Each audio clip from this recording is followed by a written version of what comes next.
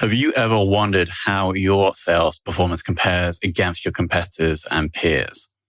The B2B Sales Benchmark Report provides the definitive guide to what success looks like in 2021. See how you compare in terms of win rate, sales cycle, average deal value, relationships, and engagement.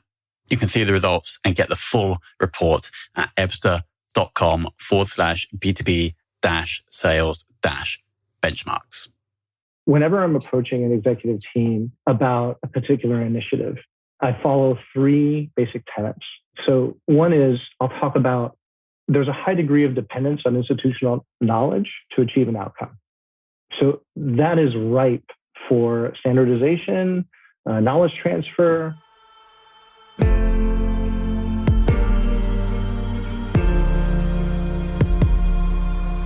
This is Sales Ops Demystified, the number one most downloaded podcast in sales operations. We invite the brightest minds in sales ops onto the show to deconstruct the what, why, and how behind rep productivity, forecasting, metrics, and all things revenue. This podcast is brought to you by Ebster, a revenue intelligence platform used to identify risk in the pipeline and score customer engagement, and is sponsored by the Global Sales Operations Association and the UK Revenue Operations Network.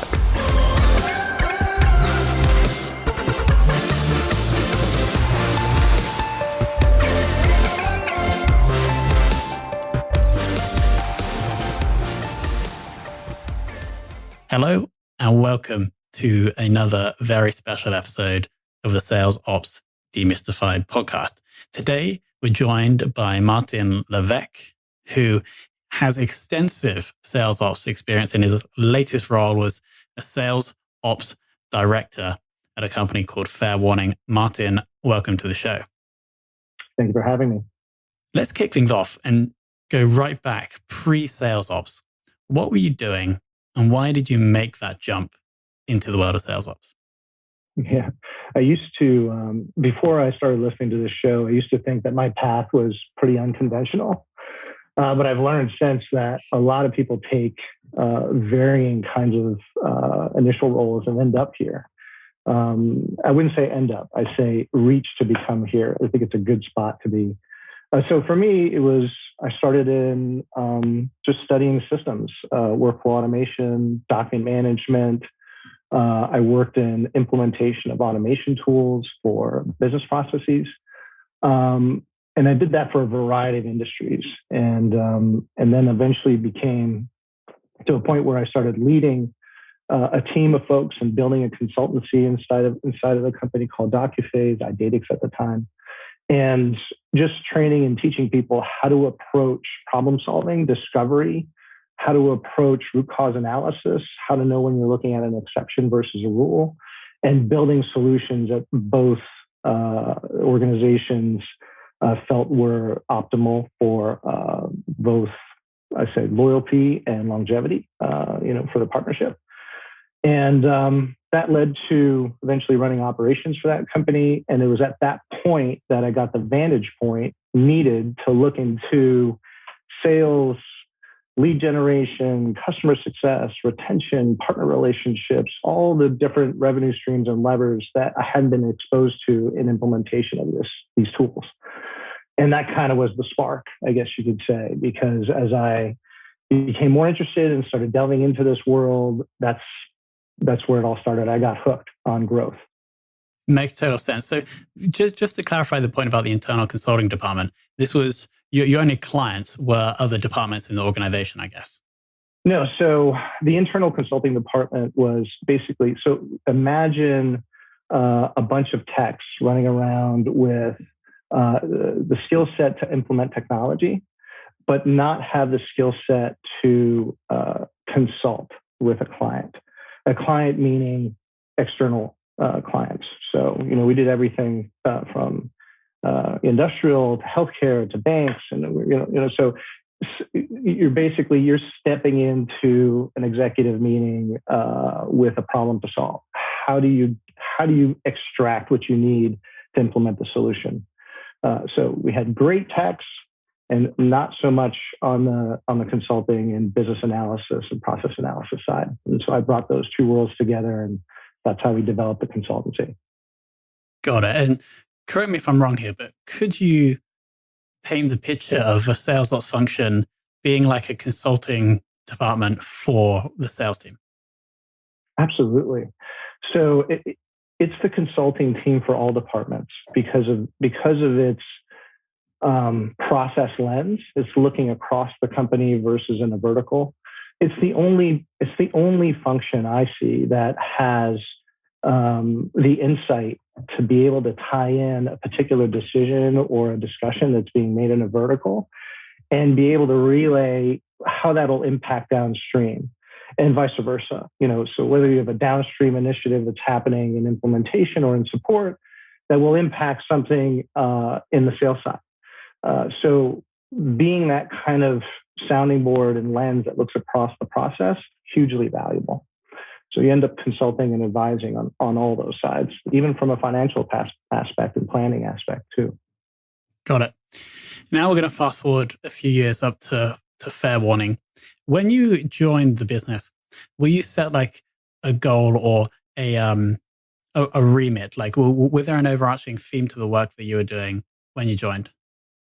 I think that, well, first of all, let me start by saying that at the time, Mainsail Partners, which was the private equity group that was running Mainsail, or working with Mainsail at the time, it was their desire that FairWarning install a sales ops professional, and the directive was only to build the team that would support scale. Right. So I think we came in somewhere around 18 million and the exit was somewhere around 30 plus. And in that short span, about a year and a half or so, a lot of work was in evaluating the systems and processes in place to help standardize a lot of the institutional knowledge that was there from the founder. It's the only step that expertise could stand on in order to scale the business. So if we could step on standardization, we would be good. So go out and figure out what is it that's out there that can be glued together and standardized in such a way that, in some respects, automated too, so that we don't have to run up against the constant discussions that we have all throughout the sales cycle in order to get something done. So that was probably number one mission. Got it. And the private equity team wanting to bring on a sales ops person makes total sense to streamline, cut any fat, but also drive the growth they need for their investment multiples, etc. Especially right in that gap there, between 10 and 25 million. That's a critical stepping stone. Got it. Here's a tricky one, maybe. The FairWarning mission statement on the site for the business is: we strive to protect health, wealth, and personal information for everyone on Earth. Awesome statement. How do you see the sales ops function supporting that mission? It's indirect, right? You can't draw a straight line to it because sales ops is so, it's such a background function that has a lot of incremental improvements that all support it. So I'll give you a couple of examples. So the first would be, number one is, are we reaching the target market that will be receptive to this message? So awareness, number one. So one of the first missions was, we had some budding line of business that was applying our technology in healthcare and was bolting it onto Salesforce in order to surface any data exfiltration issues, anything that was going on inside of Salesforce that shouldn't be happening, especially for people who are leaving an organization with Salesforce with contract renewals and anything like that. We wanted to be able to identify and surface that information. And so in order to reach target market, a big effort was in looking at the data, looking at all of the segmentation work that had been done, and kind of making sure that we were steering in the right direction. So peeling back, okay, hey, if we did nothing at all, we know that banking, insurance, and finance are our number one customer. No advertising whatsoever. And here's the perfect average selling price for that group. So let's go target it. Let's go make lots of money there. So that's one effort. On another side, downstream, so on the customer success side, is we're having some attrition, we're having some churn there. Not a lot, but enough to raise eyebrows in certain areas. So we're like, what do we need to do there? One of the things we found was the implementation timeline was very, very, very long. And it's because we were doing a lot of projects inside of that timeline, but could be carved off to say, we've done this, we've done this, we've done this, and now we're on to this last segment. So for the customer, it feels like we're making a lot of progress towards the end. And retention started to go up. Lowering the effort for the customer was always number one priority for sales ops. How do we do that? How do we communicate to them? How do we make them feel like it's easy to do business with us? Makes total sense. I think we've picked this from your LinkedIn profile, but and I think this is for the FairWarning role, where you served as a primary Salesforce data visualization expert, and then illustrated gaps between customer experience whilst driving support for recommended process improvements. Could you share a little bit more about that? What gaps did you find, if you could possibly share specific examples? And then what were the improvements that you drove from that? So I think the first one that comes to mind is, visualizing average selling price for lines of business. So you have, in one sense, you could see, okay, the average selling price going up and down over the years, about staying pretty much the same, but pipeline looked like it was dipping in that specific segment. Okay. And I was kind of scratching our heads going, so the visualization, if you could picture in your mind's eye, you have, three graphs, going along, and then all of a sudden pipeline dips, towards the end. And you're like, okay, well, if we're going to meet our targets, we've got to raise the ASP by, $40,000 with our current pipeline. We're talking to the same folks. We're doing the same things. What's changed? One of the things that came out of that exercise was looking at those customers who had churned. I know this seems completely unrelated, but I'll tie it together. One of the things was, okay, so they're churning or it's a close loss of an opportunity. What are some of the reasons that were stated for that lost customer? And if you looked at purely the reasons that were taken, you saw that price was number one, or bad timing was number two.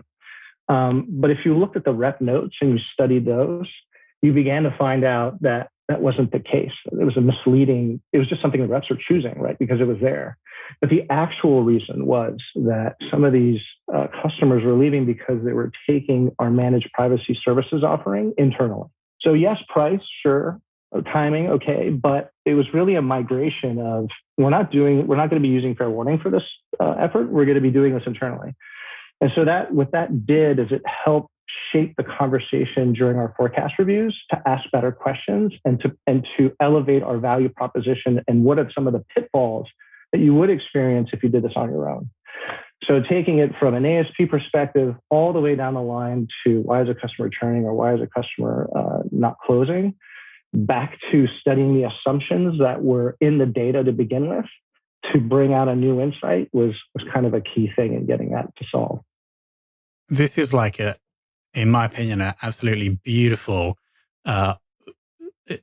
amalgamation of the different things that a sales ops person is supposed to do, right? So we're supposed to be first collect the data, then we have to dig into the data to understand it, and then we have to make a recommendation to improve it. And so we have a really interesting example, one of the best we've probably heard on this show for that. Wow. And so just to clarify my understanding of the final stage is that, the reason these companies were leaving is because they were doing this in-house. And so then as you were selling to people, were you then just kind of reminding them of the challenges of doing that in-house and playing up the value of the product so they'll be less likely to churn at a later date? Is that instead of becoming a conversation of just an offering, it became kind of a recommendation of, here are some of the examples of what kind of time we can save you. And here's the ramp time for somebody in doing it internally that probably doesn't have a dedicated role to this. It's probably part-time, to look at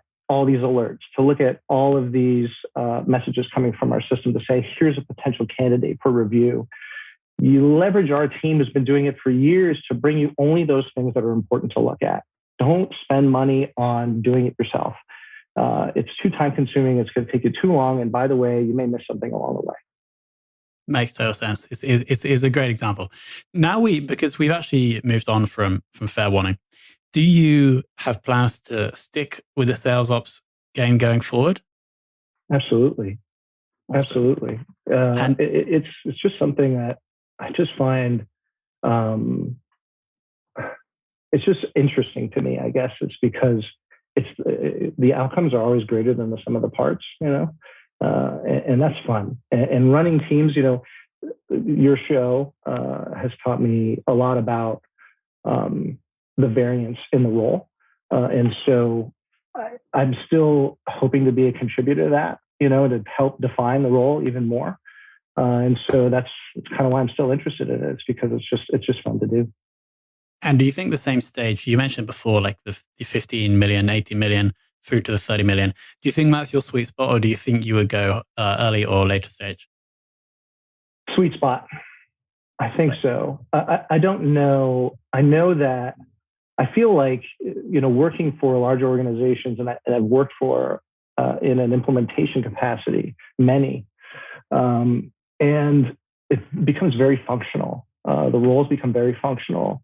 It's almost like a reversion back to this agile, process-minded, scaling kind of mindset to more these vertical structures that exist to execute on a particular, objective. And so I find less cross-functional at the very, at the Fortune 5000 and above, I would say probably. Makes sense. So I guess if there is any SaaS or B2B CEOs at around that stage, Martin Levesque on LinkedIn. Right. My final question, Martin, is who in the world of sales ops would you most like to take for lunch? So I've given this a lot of thought. I have two, if that's okay. Of course. So the first is somebody I ran across on a podcast called The Neighborhood. I don't think it's active anymore. But her name is Danielle Paratori. She's with Asana now. She's been with Glassdoor, which is where I ran into her and listened to her and followed her a little bit. And before that, before Glassdoor, it was LinkedIn. NerdWallet, I believe, was also on there. I find a lot of good talent comes out of LinkedIn for some reason. It just seems like there's a constant stream of very, very good folks. You guys should be holding on to those people. But Danielle Paratori is somebody I would love to talk to, specifically about one subject, which is how does she handle objections or pushback when she has identified something critical to success from the executive team? Say, like, this is critical, we need to do it, and there's apprehensive for change. What are her techniques for getting around that? Love to hear that. The second person is Trish, I hope I say this correctly, Bertuzzi. Trish Bertuzzi is the CEO founder of the Bridge Group. Now, if anybody out there in sales ops hopefully knows about the Bridge Group, or has at least heard about it, there are a number of incredibly important metrics that they produce that add validity to some of the initiatives that you want to push forward. I'll give you a quick example. Something like 60% of all executives read their messages or email on cell phones.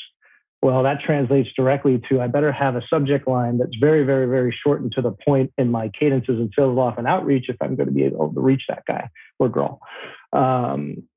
Or the fact that it takes so many months to ramp up an account executive based on the dollar amount that they're selling. Again, another hugely important metric. All a wealth of information coming out of the team. I'd love to take her to lunch and find out what she thinks about the future of sales. Amazing. Two great recommendations that haven't been on our radar. So maybe we will reach out. And if they do reply to us, Martin, we'll connect you and maybe you can have a virtual lunch or maybe even in real life lunch one day. Now, I'm going to invite my wonderful co-host, Alex, onto the show, who I believe has some more detailed questions about the material we have already covered. Thanks, Tom. Yes, no, thanks, Martin. I've been really interesting listening to what you're saying, and just a number of, I suppose, different areas that I wanted to dive in on a bit more. So it may be a bit higgledy-piggledy, so apologies if that's the case. But the thing that first grabbed my attention was the talk of consulting, and then the different ways talked about, running as a consulting department, and particularly then, and Tom sort of summarized as seeing sales ops as almost an internal consulting department to the general go-to-market and executive functions. And I just wondered if you wanted to elaborate on that a bit more. Sure. I've never heard it put that way, honestly, and I actually love the idea. So one of the things I can say about it is there's really, whenever I'm approaching an executive team about a particular initiative, I follow three basic tenets. So one is I'll talk about, there's a high degree of dependence on institutional knowledge to achieve an outcome. So that is ripe for standardization, knowledge transfer, and this, operational application of systems. The second is what can be standardized. So you're going to hear when you go into a number of companies, we're unique. We do things differently here. It's only us. And you hear that enough times, and you start to be able to pick out what is an exception and what is a rule. And how you do that is by analyzing frequency and impact. If it happens once a year, but the whole thing crashes, it's worth doing. If it happens 10 times a month, but it only affects one person, who cares? So being able to speak to that and being able to identify, number one, high dependence on institutional knowledge, whether something is an exception or a rule, and how you can look at that across the process. And the third thing is, I would say, bringing in both critics and champions of any particular initiative you have to a point where you've come to a common ground about how you're going to approach it, and then use that as kind of your ammunition to talk to the executive team. So I guess, how is it a consultancy? It's a consultancy in the sense that you're preparing in the same way that you would to go to a board of directors to say, we're going to do this thing. And here are all the questions you're going to ask me, and here's all the things I'm going to say to help address them. But those three things, to me, have always helped land a nod towards going and doing something. Thanks. I mean, that's super interesting and helpful. The one piece particularly interesting at the end was, you said bringing in both champions and critics. Now, champions is obvious. Critics might be slightly less so. So just a bit of thought on that. Yeah. So one of the rules that I followed just in my early career was that if I didn't talk to the critic, I probably wasn't getting all perspectives. It's just like when you talk to the executive, the CEO, and he gives you a vision about what they want. And then you go down to the manager, and he kind of echoes with that, maybe has his own spin on it. And if you don't talk to the end user, you're not going to get the full breadth of what's actually going on, right? The feet of the street, the work that's happening. How does that marry up to the vision and all that stuff? So for the critic, they're usually, it can be one of a few scenarios, but I'll give you a couple examples. One is a critic because something is affecting them specifically. It could be a role that is very high effort and little reward. It could be that they're critical of the actual mission of the department. You could get a ton of information out of a critic versus a champion. A champion may be, they just had their ego stroked for 5 years and they think they're the champion. They may not be, I don't know. But the important thing is if you can identify a critic versus a complainer, that's probably an important distinction. But bringing those two together in the same room and having them hash out something is also part of the secret sauce, right? Because who better expert than the person who's really good at something and the person who's struggling with something to come up with a way that is going to be forward thinking. There's no better way to do it. So, and the only thing that you add to that is maybe a little guidance and collaboration and orchestration of the conversation and helping them frame up what we're actually trying to achieve. Oh, brilliant. Thanks. Yeah, because I mean, I know they often talk on the show about sales being like the customer, and so wanting to keep them happy. And I think that really feeds into that. The other thing I really like is, again, executives are being bombarded all the time with, we should change this, we should change that, we should do this. And it's probably much more common to say, here's the great reasons why, and not let me gloss over some of the negatives, because I want you to do what I think is a good idea. And so that sort of honest, here we go, I've collated it all for you, here's both sides, here's some perspectives. Right. That confidence in your own ideas, that they stand up to challenge and they stand up to the harshest, most brutal critique is, I think a really good strength, and a way to make, the lives of people above you easier as well, which is, ultimately what someone who reports in should be doing. They say if you wanted to get anything done, build a groundswell of support before you take it anywhere. You don't start at the top and suggest what you're going to do and then go build the support. It doesn't work that way. Yeah, thank you. So a couple of other things that you just touched on are particularly interesting. A bit around the sort of the process and the data visualization side. And I suppose in my experience, often people tend to maybe fall slightly more down one side or the other.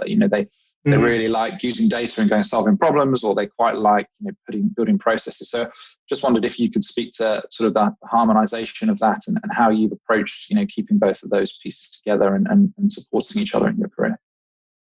Sure. I will say that I lean heavily on needs analysis, functional requirements gathering, root cause analysis, I'll even say, process building, process engineering. That's kind of my thought process, right? Going down this path of sales ops has really taught me a ton about data and data visualization. Number one, I think it was Danielle, in fact, who said that data lies, right? Data can be it can contradict itself. It's so true. So the data visualization part is an exceptionally important aspect of adding credibility to your theories about process reengineering. So they must work hand in hand. One of the tools that I've found to be incredibly valuable, specifically it's a data visualization tool that's hooked into Salesforce, and it gives you all this incredibly difficult to get historical data. And so I'll give you one example. Sales stage duration. It's kind of hard to get to from a historical standpoint for closed opportunities. But this tool is able to extract that data in a very seamless way and display it in a way that gives you a picture of here's where you're winning and how long it takes to get there, and here what some of the losses look like. And it gives you insight into what levers to play with. So for us at FairWarning, it gave us insight into saying, okay, well, we're hanging out in the proposing stage. We're there for 180 days. Why is that? It could be because you're selling into healthcare with extremely long sales tail, or it could be that you're just rushing to quoting, right? So how are we going to change the process so that we reduce that bubble in the middle? And what we learned was we were rushing to quoting, and we weren't doing a better job of digging into the reason why a particular company had looked outside their organization in the first place to solve a problem. And so if they just met BANT and click, boom, they went into the pipeline. So great, makes your pipeline look great, but it also makes you hang out in the proposing stage. It makes everything kind of seem more bloated than it does. So how did it impact our actual conversations? Was we spent more time in understanding, did we really know the needs of the client and were we a good fit? So again, the data and the process flowing through to the forecast reviews, flowing through to the questions we ask, it's all kind of interrelated. And so process-wise, we ended up spending more time on the SDRs, asking more pointed questions, more discovery type questions.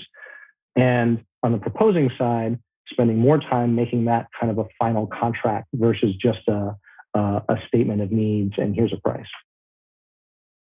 It's all been very interesting. So really appreciate your insight, Martin. And I think that's all the questions I have for now. So thank you. Thanks, Alex. Thank you, Alex, for coming on and asking those more detailed questions. The final thing we have to say is, Martin, I want to thank you for joining and sharing so honestly and openly. As I said, the example you gave, I think is like sales ops at its best. And I hope that, in fact, I'm sure the audience got a lot of value specifically from that example and from your discussion as a whole. So Martin, thank you for coming on. And thank you for having me. It's been great.